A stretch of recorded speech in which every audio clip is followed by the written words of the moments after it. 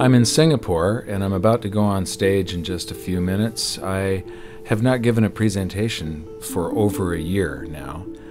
I was in a little fender bender a while back, and so I took a little bit of time off. There's this sense of urgency now. The global dollar standard was put in place by a series of accidental events that were very fortunate for the United States because it gave us an advantage over the rest of the world. But our politicians over the past decade or so have abused this privilege as though it was their birthright. And now the rest of the world are turning their backs on the US dollar standard. This is going to cause a financial calamity the likes of which we've never seen before, and it's going to be devastating for most people. I don't want this to happen, but the damage has already been done. So I'm going around trying to alert people and show them how they can protect themselves and turn this into a great opportunity for themselves. There's always one result from what we are doing right now, expanding the currency supplies all over the planet. There's one result, and that is higher gold and silver prices. I love America, at least the America that the Founding Fathers created, and I'm hoping that people get interested in this so that they'll see that what made America great is the answer to our problems, to get back to free markets, free people, and sound money. Our own history proves that this is the road to maximum prosperity. We are entering a period of financial crisis that is the greatest the world has ever known. The wealth transfer that will take place during this decade is the greatest wealth transfer in history. Wealth is never destroyed, it is merely transferred, and that means that on the opposite side of every crisis there is an opportunity. The great news is that all you have to do to turn this crisis into your great opportunity is to educate yourself. I believe that the best investment that you can make in your lifetime is your own education. Education on the history of money, education on finance, education on how the global economy works, education on how all of these guys, the central bankers, the stock market, how they can cheat you, how they can scam you. If you learn what is going on and how the financial world works, you can put yourself on the correct side of this wealth transfer. Winston Churchill once said that the further you look into the past, the further that you can see into the future. This program is all about creating your own crystal ball, being able to gaze into the future, being able to change this crisis, the greatest crisis in the history of mankind, into your great opportunity.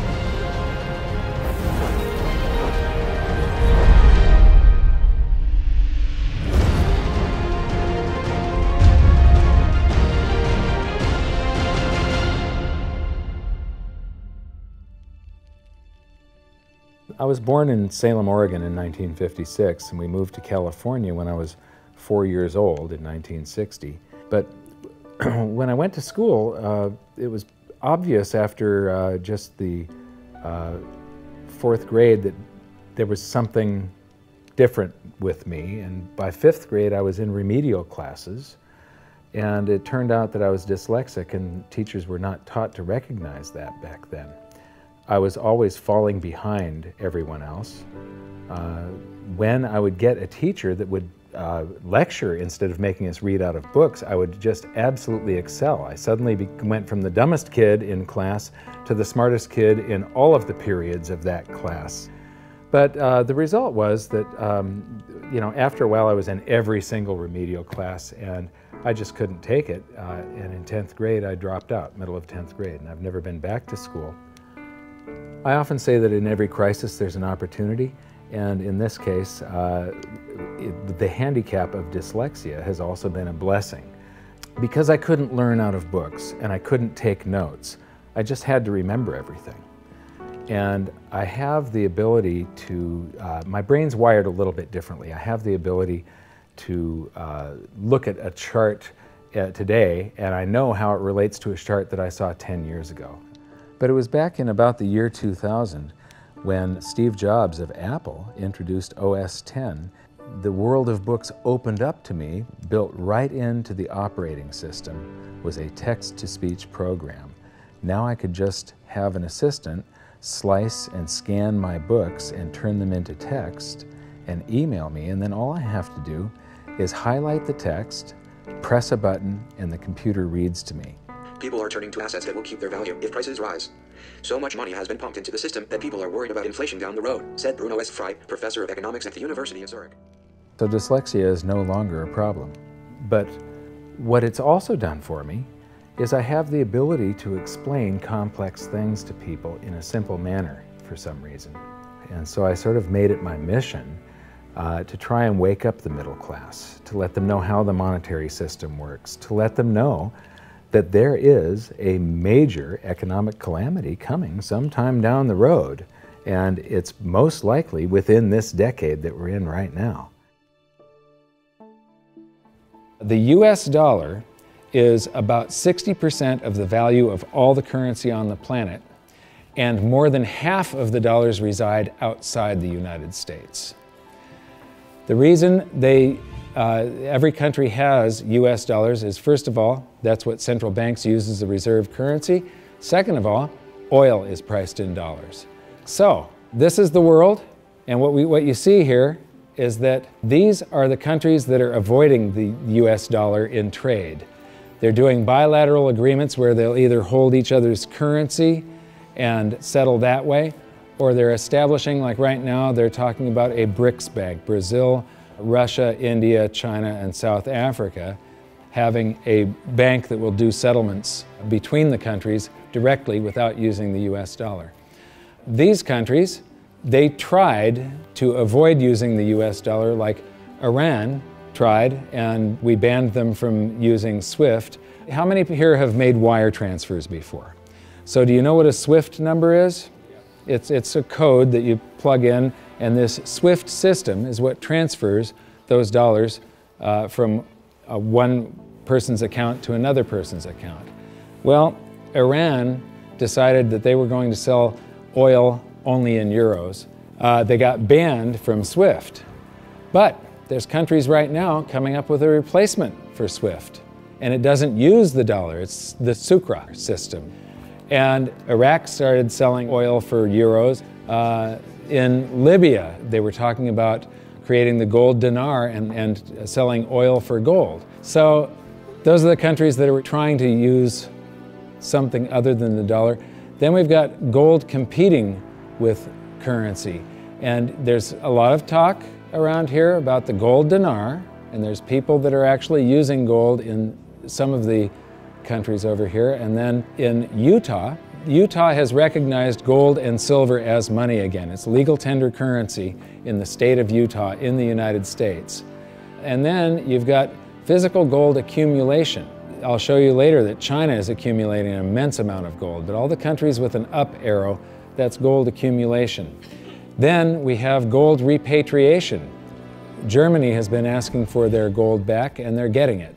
Venezuela has repatriated their gold from the Bank of England.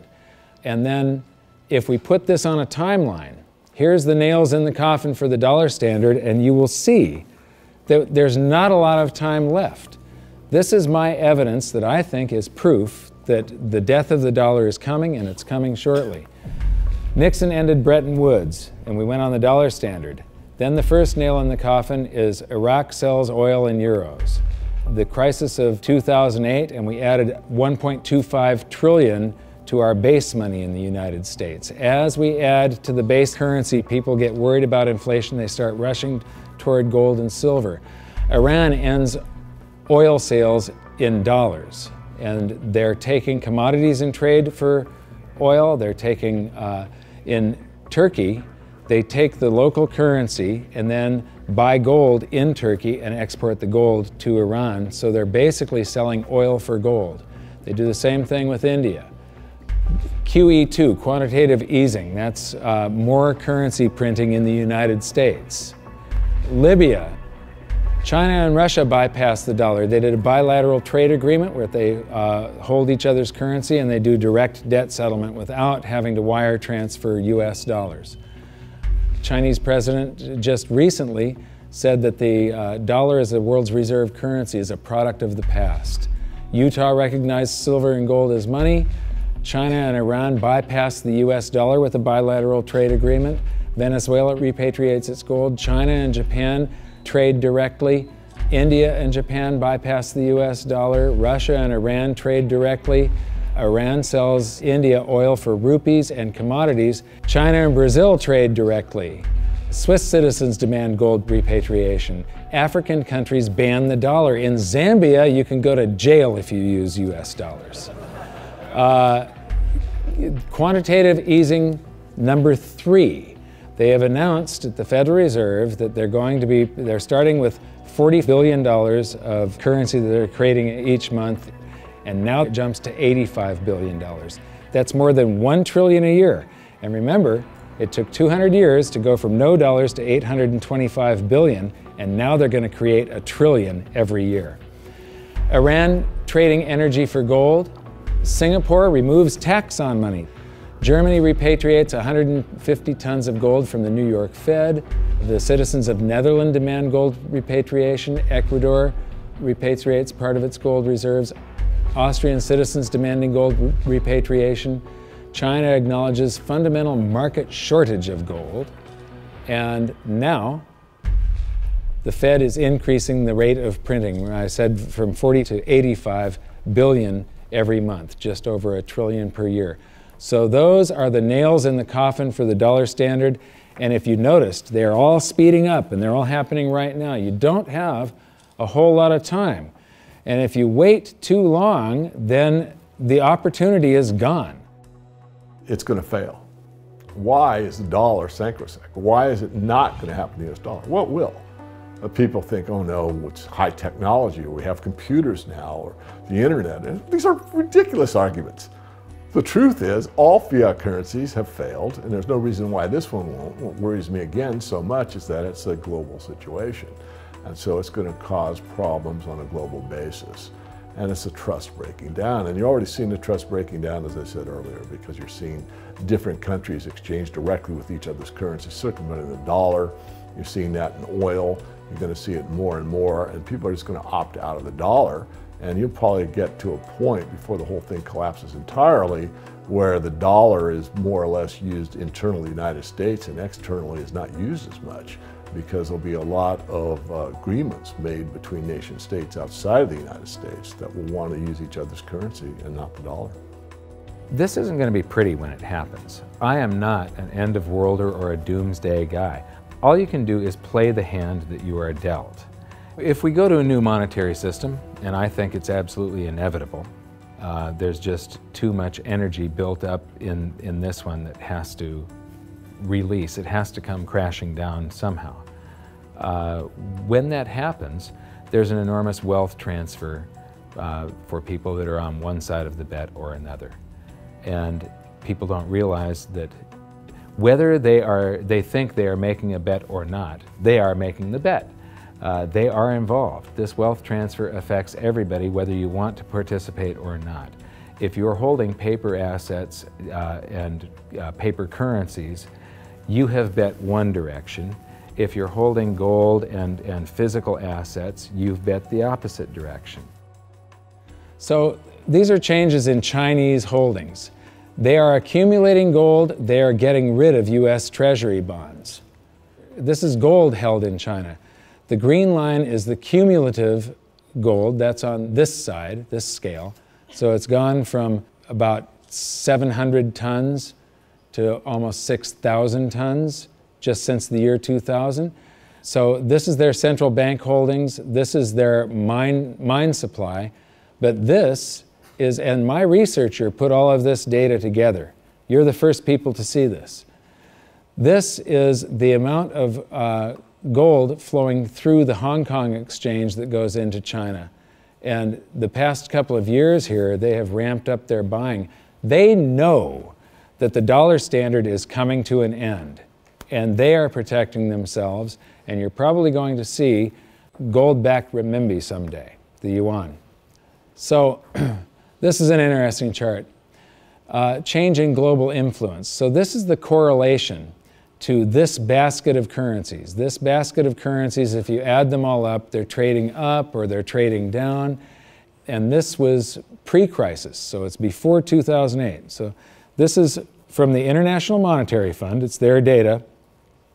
So from 2005 to 2008, This is the correlation of, if that basket of currencies was trading up, the dollar was probably doing about the same thing as what it's saying. The Chinese renminbi, a little less so. And then this is today. The US dollar is done for.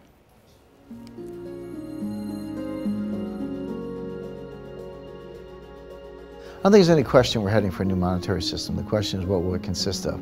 The four choices are sort of a world of multiple reserve currencies, and Barry Eichengreen of Berkeley is the leading proponent of this, or leading scholar on this topic. The problem with that, and where I disagree with Eichengreen, is there's no anchor in that system. We did have multiple reserve currencies before in the 1920s. He's right about that, and it was sterling and the dollar, but they were both anchored to gold. And in the post-Bretton Woods world, since 1944, it's been one reserve currency, which is the anchor, and it was anchored to gold until 1971. Since then, the dollar has been detached from gold, but all the other currencies are still linked to the dollar. So at the end of the day, we've had an anchor of some kind. We've never had a world of multiple reserve currencies with no anchor. I'm not sure that's that stable. The SDR is the second choice. The SDR is a basket currency sponsored by the IMF. At least for the time being, it's also printed money. The IMF literally prints the SDRs and ships them out to the members. And their reserves go up, exactly the way the Fed creates money and bank reserves go up. But it's not backed by anything. Third choice is gold, some variation on the gold standard. And the fourth choice is what I call chaos, which is that nobody does anything. There's a lot of wishful thinking, there's a lot of denial, there's a lot of delay, and we get to the point where people just totally lose faith in paper currencies, go to hard assets, and we have a sequential collapse of paper currencies around the world, at which point governments will have to react with emergency measures. And that could include coercion, confiscation, various sorts of freezes on paper assets. It could be a lot of things in that scenario. So to me, it's multiple reserve currencies, SDRs, gold, or chaos. I favor gold, but I fear that we may get chaos. I've talked about every 30 to 40 years the world has a new monetary system. And the thing is that over the years, governments and the banks have basically screwed us more and more and more. And these new currency systems are always created by the same idiots that created the last one that fell apart. It's the big banks, it's the central banks, and it's governments that are creating these new systems each time. And each time, the system they come up with is a system that cheats the population more and enriches the government and the banks more. It's a system that transfers wealth at greater and greater speeds. This one is going to fall apart just like all of the others. There's a difference this time, though. There's the internet. People are connected all over the world. Information is spreading, and people are getting educated. So I'm hoping that we go back to gold. Not a gold standard. Gold standards suck. I did a video on that. With a gold standard, there's supposed to be a certain amount of gold in the vaults for each unit of currency. In other words, it's a 1-to-1 ratio is the way it started. And then they print more receipts than gold that exists. So if we have gold standards, we're going to get scammed again. If we used gold and silver, if the public gets educated enough before all of this happens, if we went back to gold and silver, then governments can't scam us. It limits their ability to transfer wealth from the population to the government and to the banks. A lot of people say that you can't use gold and silver today because they're too heavy and bulky, and it's completely wrong. You could put gold and silver in a vault, and you could make payments to somebody by transferring ownership of nanograms, grams, or ounces of gold and silver from one person's account to another by means of a check, a credit card, or even your cell phone. If we go back to a gold-backed currency, gold-backed US dollar, at that point, I think the minimum scam that the US could get away with, which means the minimum number of dollars in existence that they could make convertible into gold, would be the dollars that are held in foreign central banks. That would be similar to the Bretton Woods system that we had from 1944 to 71. Well, I did some analysis on this when I was writing the book back in 2005, and back then it required $20,000 an ounce gold for the Treasury to have enough gold to cover those dollars, or the New York Fed actually. And if they were going to back all of the dollars, you're talking gold measured in the hundreds of thousands of dollars per ounce. There just isn't that much gold, and there's a whole lot of currency. We keep on printing it every minute of every day.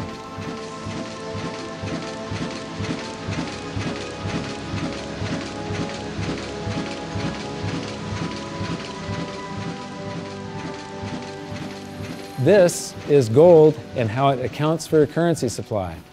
This is our base money in the United States, which was gold back here from 1900 until the Federal Reserve. The amount of currency in circulation in gold were the same. And then we established the Federal Reserve, and we inflated for World War I, and we had more currency in circulation than we had gold to back it. There were some bank runs in the 30s. Then Roosevelt unpegged the dollar from gold, and gold's value rose from $20 an ounce to $35 an ounce. And when it did, the value of the gold held at the US Treasury rose to meet the value of all the currency that was printed in the meantime. Here's the same chart again, but now I'm taking it out to 1971. And what you see is these gold inflows during World War I. During World War II, it's another 117% gold increase. This is what made the United States a superpower. It's all financial. It isn't our war machine necessarily. It's all the gold inflows that we got because everybody else was at war and we were isolated from it. And they had to pay us for all their consumer goods and so on. And then we jumped into the war and we inflated. And then in about 1959, countries started figuring out that we didn't have all the gold. You know, we were printing more dollars than gold that we had to back it. And under the Bretton Woods system, they could go to the New York Fed and turn in their dollars for gold at $35 per ounce. Only foreign central banks. Individuals couldn't do that. So gold started flowing out, and the U.S. lost 50% of its gold from 59 to 71. And in the meantime, we kept on printing currency. If this had continued until it got down to zero, if there was one more dollar out there that laid claim to gold, that came in and said, we want our gold for a currency, and there was no gold to back it up, the entire world monetary system would have come crashing down. So Nixon had to take us off of the Bretton Woods system, the last vestiges of the gold standard in August 15th of 71. So here's the same chart again. There's the first chart and the second chart to 71, and now I'm taking it out to 85, and I'm adding a second line here. How many people would agree that credit cards are replacing cash in circulation? Yeah? Credit cards, you use your credit card more and more every year, right? You use cash less and less. Well, this is outstanding credit card balances. It's called revolving credit outstanding is the name of the chart that you get from the Federal Reserve. When you charge something on a credit card, you create currency. The bank didn't actually loan you anything. They invented numbers, and then they have the gall to charge you interest if you don't pay those numbers back on time. So the thing is that the merchant that you're paying, the restaurant or the grocery store, that merchant's checking account can't tell the difference between the credit dollars that you created or the cash dollars that you pay them. So to that merchant's checking account, it all looks the same. And those dollars that you created stay in circulation until somebody saves them up and pays down credit card debt. So unpaid credit card balances I include as part of the cash in circulation. And in 1971, Nixon took us off the gold standard, and gold became a freely traded separate commodity/money, and it did an accounting of the currency supply. There was quite a while here where we could have gone back on the gold standard. The value of the gold at the Treasury exceeded all the dollars printed from George Washington to Jimmy Carter. And for a week or so, a couple of weeks, it exceeded base money plus outstanding revolving credit. So here's the same chart again. That was to 1985, and now I'm going to take it out to today. And so there's that 1980 peak where it shot past base money and base money plus outstanding revolving credit. And then we get to the crisis of '08. And Ben Bernanke, oh, by the way, instead of billions, we're now measuring in trillions. So we started in millions, and then it went to billions, and now it's trillions. So we did the bailouts and all the quantitative easings, and that's what the currency supply looks like today. And then they announced quantitative easing 3, which is that $85 billion a month that they're creating, and they think they're going to have to do it until about 2015. So here's the projection for gold covering the currency supply today would be $13,400 per ounce gold, for history to repeat and for gold to do the same thing that it did in 1934 and in 1980. And believe me, it shocked people in the 1970s. When gold was $35 an ounce and Nixon took us off the Bretton Woods system, all the economists were predicting that gold was going to go down because now there was going to be no more monetary demand for it. Anybody that said gold was going to go to $100 was considered an absolute lunatic, and it went to $850. It rose 24 times its price. Well, when I wrote my book, we were right here with base money. So base money plus outstanding revolving credit. It took about $6,000 an ounce for history to repeat. Today it takes $13,400, and if you include the same overshoot, remember in 1980 it didn't just cover base money, but it shot past it. $24,000 an ounce gold is what it would require to meet that. Except the Fed has announced that they're going to keep on printing currency until there's lower unemployment and the economy gets back on track. And they think till 2015. So the projected price, according to the Fed and history repeating, if the Fed does this and then history repeats and gold, the public gets afraid of what the Federal Reserve is doing, and they rush toward gold and silver to protect their purchasing power, gold would have to rise from there to way up here, and that is $26,000 per ounce gold to cover. If it does the same overshoot, we're talking about $47,000 an ounce gold. Now, I don't even like to measure gold in dollars. If you measure it in a price doesn't mean anything. It's the value. How much can you buy with the proceeds? If we have deflation and some of this currency evaporates, because it's all just numbers that they type into a computer these days, if we have deflation, maybe gold peaks at $3,000 an ounce and the currency supply collapses to way down here somewhere, and the Dow is at 1,500. That means gold will still be double the Dow. You're still going to get 14 times more paper assets one day than you can buy today with them, and it's probably only a couple of years left that this is going to take, as you saw by how the nails in the coffin of the dollar standard, how they're speeding up. If we have big inflation and the Dow goes to 30,000, maybe gold will be 60,000 an ounce. And if we have hyperinflation, the Dow would be 30 trillion and gold would be 60 trillion. It doesn't matter. In any case, gold would buy you 14 times more paper assets than it does today. So these are the global assets. Here's the bond market. Here's the stock market. This is the value of real estate on the planet. And these are bank deposits, and there's gold. Now, that little slice of the pie is going to get a lot bigger in just the next few years, and it's not going to do it by a whole bunch more gold just appearing. It's going to do it by the price of other assets going down, or at least their value going down, and the value of gold going up. So the price of gold will change. That piece of the pie is going to grow. It was a lot bigger back in 1980 when gold was at $850. It's going to get a lot bigger today again, but today, as you've seen, it requires far, far higher prices. So, the death of the dollar standard. How many people here believe that I'm sort of predicting what's going on in the future here? You can see that there's a new world monetary system coming. It happens every 30 to 40 years, except this time, instead of a baby step off of gold, we've got to go from nothing back to something. It's going to be a worldwide convulsion, the scale of which has never been seen before. At the end of the day, the fundamental driver of gold, it's not so much that gold's in a bull market, it's more the dollar's in a bear market. And people say, well, how high can gold go? And my answer is, well, how low can the dollar go? The answer is the dollar can go to zero.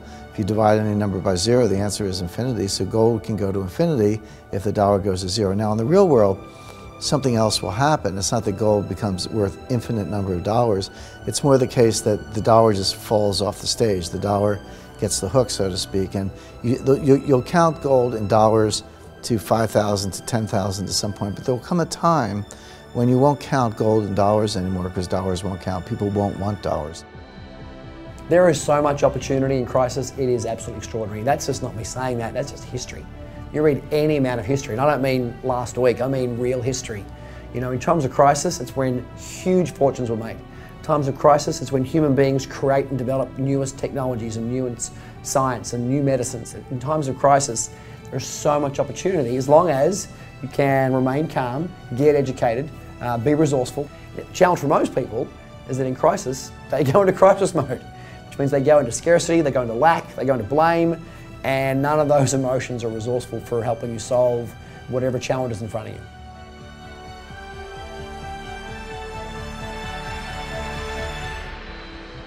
I believe that this is probably the greatest opportunity of anyone's lifetime. There has never been a situation where everything came together just like this. This is the first time in history where all the world's currencies are just fiat currencies backed by nothing.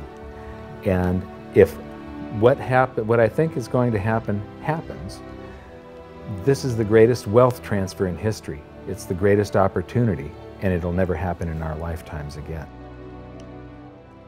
So now we've learned the following hidden secrets of money. There is a global loss of confidence in the US dollar that is accelerating rapidly. The change to a new monetary system is inevitable and will most likely be chaotic. Gold standards do not work over long periods of time, but gold itself does. The public contributes to the massive amounts of currency creation by using credit cards and signing loans. Gold has already accounted for the expansion of US dollars twice in the last century and may likely do so again. So that's it for this episode. I thank you for watching, and I hope you enjoyed it. I know I threw around a bunch of astronomical prices for gold someday in the future, but it isn't the price measured in dollars, it's how much is its value, what is it worth, how much stuff can it purchase. The price measured in dollars, or any currency for that matter, is just a bunch of numbers, and it really doesn't mean anything. There are numbers that are created by the world's central banks, by the commercial bank system, and we're forced to transact in these currencies.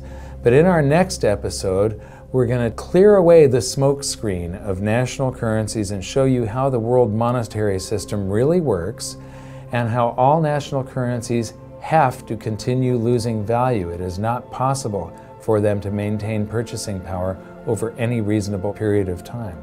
As for the golden nails in the dollar's coffin, it's only been a short while since we filmed the presentation in Singapore, and already there are more of them. So for an update, visit hiddensecretsofmoney.com, and in your free information toolkit, there's an exclusive presentation on the latest developments of the golden nails in the dollar's coffin. Now, I know this episode was kind of serious and it might have you upset right now, but believe me, it's not all doom and gloom. As I've said many, many times before, there are these brief moments in history where the safest asset class, the safe haven investment for the last 5,000 years, also becomes the asset class that has the greatest potential gains in purchasing power, and I have bet my life on it. First, I became an investor back in 2002, and then I started telling everybody about it. I started warning them what was going to happen with the world economy and how to protect themselves, and I made it my mission to educate as many as I could. So in 2005, I wrote my book, and then I gave people a means to protect themselves and opened up goldsilver.com. I believe that my team and I have created the world's best precious metals dealership, because we don't just sell gold and silver, we are gold and silver investors. And what we want to do is help you understand how to get through what is coming, to protect yourself, and to turn all of these bad things around to your benefit. So if you decide that precious metals are for you, please visit goldsilver.com. We'd love the opportunity to become your dealer because we feel that we are more than a dealer. We're a partner with you, and we're on the same side of the fence as you. So thank you very much. Good luck. We'll see you at the exclusive presentation at hiddensecretsofmoney.com. Thanks. you think this is a man in the lifeboat situation? Let me ask you this. If you knew the Titanic was going to sink and you were on the Titanic, you know there's going to be a lifeboat situation coming up soon. Would you like lifeboats available? That's right. Would you like to get in the lifeboat early, get a nice seat, maybe close to the water, maybe close to the food supply, right there in the middle, nice and comfy? Or you want to be one of the last ones on the boat and you're jockeying for position, you have to throw a kid out to make room for you. Yeah, so lifeboat situation depends how you like your accommodations on the lifeboat is whether you should be making your way towards it right now. And I would be edging my way towards it right now. Mike Maloney's Hidden Secrets of Money is made possible by the clients of goldsilver.com. Your continued loyalty and support allows us to educate the public on how to both protect themselves and benefit in the turbulent times ahead. To all goldsilver.com customers, thank you. Hidden Secrets of Money would not be possible without you.